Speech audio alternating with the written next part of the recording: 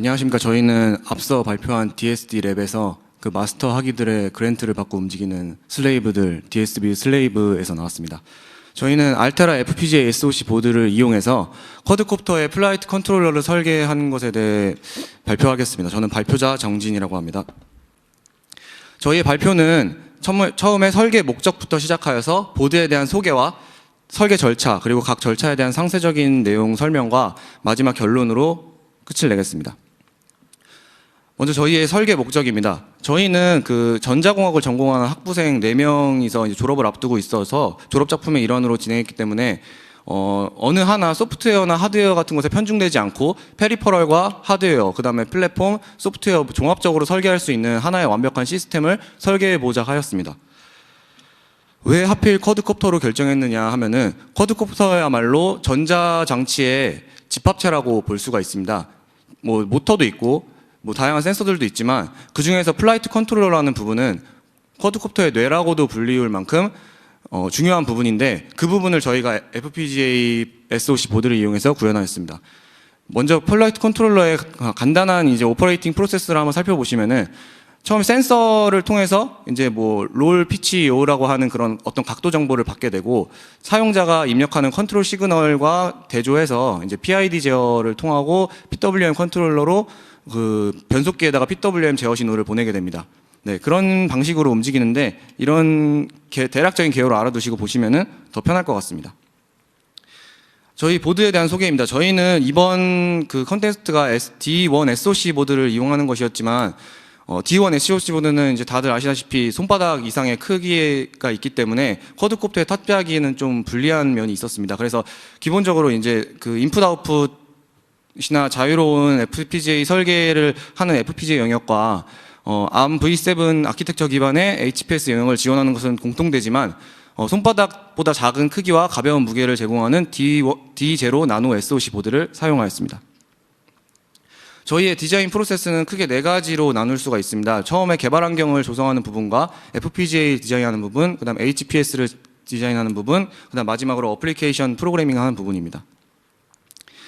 네, 저희 개발 환경 같은 경우는 저희는 이제 FPGA와 HPS를 모두 사용하였기 때문에 쿼터스2 15.0 버전을 설치하였고 그 다음에 크로스 컴파일을 해야 했기 때문에 SoC EDS 15.0 버전 마찬가지로 설치하였습니다. 그리고 PC에서 보드에 있는 리눅스를 원격 제어하기 위해서 PuTTY 프로그램을 설치하였습니다.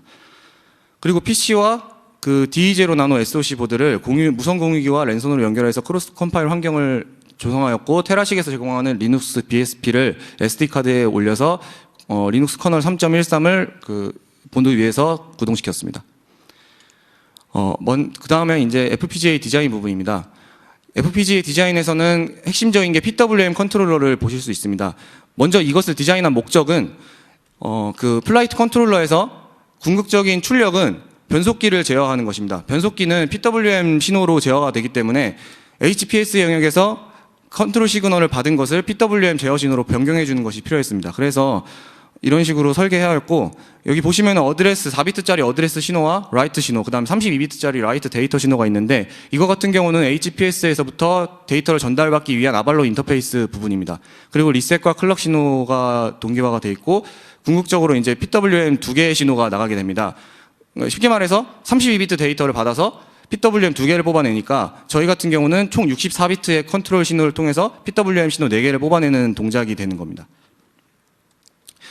저희 같은 경우는 ESC 변속기가 드론을 조작해 보신 분들은 아시겠지만 이렇게 화살표를 밑으로 내릴 수가 있고 위로 내릴 수가 있습니다. 그 말은 그 드론의 모터 출력을 최저로 낮추거나 최고로 높이는 동작이 되는데 그 최고와 최저의 스로틀 간의 그 PWM 주기가 차이가 있습니다. 그래서 저희가 측정해 본 결과 버텀 포지션, 그러니까 스로틀을 가장 낮췄을 때는 1ms의 PWM 듀티 주기가 나왔고 이제 탑 포지션일 때는 2ms가 나왔습니다. 그래서 이런 식으로 맞춰서 저희가 실험을 통해서 PWM 컨트롤러를 제작했다는 것을 말씀드리겠습니다.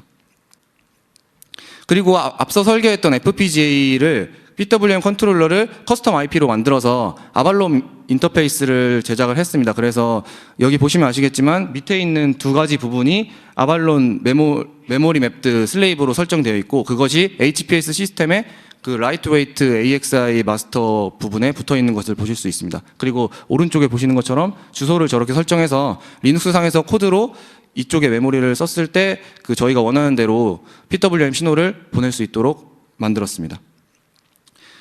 최종적으로 어플리케이션의 프로그래밍 플로우 차트입니다. 뭐 변수 선언을 당연히 하고 파일 오픈을 하는 부분이 있습니다. 그리고 파일 오픈이 된 거에서부터 변수 값들을 받아오고 그 변수 값들을 안정적인 값으로 만들어주기 위해서 칼만 필터, 컴플리멘터리 필터를 적용하고 그 적용된 값을 이용해서 PID 칼큘레이션을 통해서 PID 제어를 하는 부분으로 원래는 나눠져 있으나 이 설계 목적 자체가 뭐 그 드론을 만드는 협회는 아니기 때문에 이 보드와 연결된 부분들에 대해서만 집중적으로 설명드리겠습니다. 먼저 파일 오픈을 저희가 두 가지를 했습니다. 그러니까 메모리 디바이스 파일과 그다음 iSCSI 디바이스 파일을 했는데 이 두 가지는 메모리 같은 경우는 앞서 저희가 HPS에서 제너레이션 한 것처럼 아발론 슬레이브 주소를 다음 저기 보이는 화면 같이 쓰게 되면은 저 영역의 메모리를 그 메모리의 값을 썼을 때 HPS에서 FPGA 영역으로 그 아발론 인터페이스를 통해서 값을 전달할 수 있게 됩니다. 이런 것을 사용하기 위해서 디바이스 파일 메모리를 사용했고요. 그다음 iSCSI 같은 경우는 저희가 그 나중에 말씀드리겠지만 그 IMU 센서를 iSCSI 포트에 연결했기 때문에 그것으로부터 값을 받아오기 위해서 또 다른 디바이스 파일을 또 오픈을 하였습니다. 그리고 그 값을 받아오는 과정에서는 앞서 말씀드렸던 그 디바이스 파일 iSCSI 디바이스 파일로부터 값을 받아오는 과정들인데 저기 있는 변수 함수들을 저희가 직접 그 iSCSI 프로토콜을 연구해가면서 그 궁극적으로는 저기 밑에 있는 iSCSI의 그 디바이스 파일의 리드 라이트를 사용해서 값을 읽어올 수 있도록 저희가 함수를 직접 제작하였습니다. 그리고 컴플리멘터리와 PID 부분은 이 보드의 활용과는 관계가 없기 때문에 생략을 하도록 하겠습니다. 그래서 궁극적으로 제일 처음 변수 선언에서 메모리 설정을 해야 했던 그 영역에다가 최종적으로 계산된 데이터 롤과 데이터 피치라는 변수를 32비트씩 각각 써주게 되면은 아까 말씀드렸던 64비트의 신호가 4개의 PWM 신호로 변환돼서 각각 모터로 제어가 되게 됩니다. 최종적인 그 데이터 플로우입니다. 먼저 IMU 그 센서로부터 그 D0 보드에 있는 LTC 커넥터 J17이라 불리는 그 커넥터에 연결을 하게 되면은 저희가 이제 디바이스 파일로 iSCSI 컨트롤러를 불러오게 됩니다. 그래서 C 프로그램 상에서 그 값을 받을 수가 있게 되고 그것을 제어를 연산을 한 결과를 라이드웨이트 H2F 인터페이스로 전달을 하면은 아발론 인터페이스를 거쳐서 아까 설계한 PWM 컨트롤러를 거쳐서 이제 GPIO로 PWM 신호를 뽑아내는 그런 과정을 거치게 됩니다. 저희는 이 프로젝트를 통해서 다양한 알테라 툴들에 대한 사용법을 배웠고 그리고 덕분에 이제 암바 AXI라든지 아발론 인터페이스라는 것도 처음 알게 되었고 그다음 iSCSI에 대해서도 더 심도 있게 공부를 할 수 있는 계기가 되었습니다. 그리고 다양한 크로스 컴파일 환경에 대해서도 이해를 하였고 FPGA와 HPS 영역을 활용하는 방법을 또 알게 되었습니다. 그리고 이건 약간 아부성으로 알테라 FPGA SoC 보드가 얼마나 무한한 가능성이 있는지에 대해서 저희가 또 깊은 깨달음을 얻고 갑니다. 저희가 그 드론을 이런 식으로 만들었어요. 그래서 하드웨어나 재료 선정까지 직접 다 해가지고 사실 뭐 기계적인 부분도 굉장히 많이 들어갔긴 했는데 이런 식으로 설계를 한 다음에 가운데다가 저렇게 D0 보드를 올리는 식으로 드론을 만들었습니다. 데모 영상 보여드리겠습니다. PWM 신호를 측정하는 부분입니다. 리눅스 상에서 PWM 그 탑 스로틀과 버텀 스로틀 신호를 주게 되면은 GPIO 연결된 오실로스코프로 그 값을 확인하는 거죠.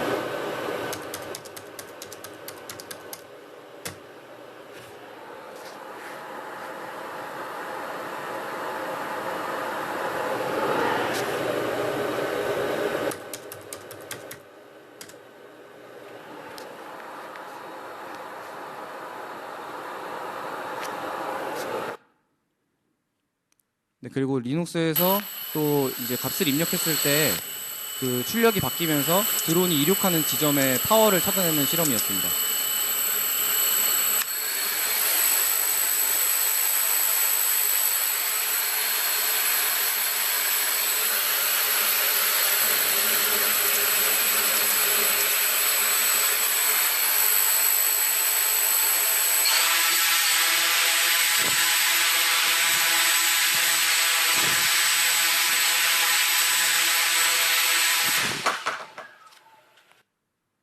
다음은 이제 PID 게인을 얻기 위해서 이제 C 코드에서 PID 게인을 변경해가면서 하는 실험인데, 이 부분 같은 경우는 이런 식으로 매단 다음에 수평을 찾는 값을 찾아 나가는 과정인데, 저희가 생각만큼 PID 게인을 빠르게 찾지 못한 상태에서 대회가 마감되는 바람에 아직 완벽하게 호버링을 구현하지 못했습니다.